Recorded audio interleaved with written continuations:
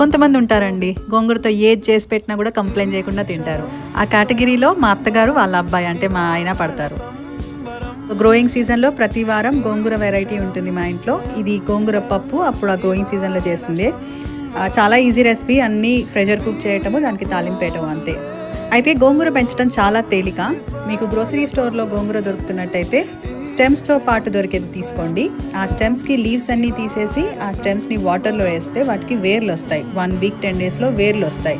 అట్లా వచ్చిన వాటిని చిన్న పాట్లో నాటండి. ఆ పాట్లో నాటిన దానికి ఫ్రెష్ లీవ్స్ వచ్చినప్పుడు అది తీసి గార్డెన్ బెడ్లో పెట్టండి. This is if you don't have seeds. ఈ డిష్కి వాడిన గోంగూర, పచ్చిమిర్చి, కరివేపాకు మా తోటలోంచి. మీకు గోంగూరతో చేసే ఏ రెసిపీ అంటే ఇష్టం నాకు కమెంట్స్లో చెప్పండి. గోంగూరతో ఏదైనా వెరైటీ రెసిపీ ట్రై చేసి ఉంటే కూడా చెప్పండి, నేను ట్రై చేస్తాను నెక్స్ట్ సీజన్లో.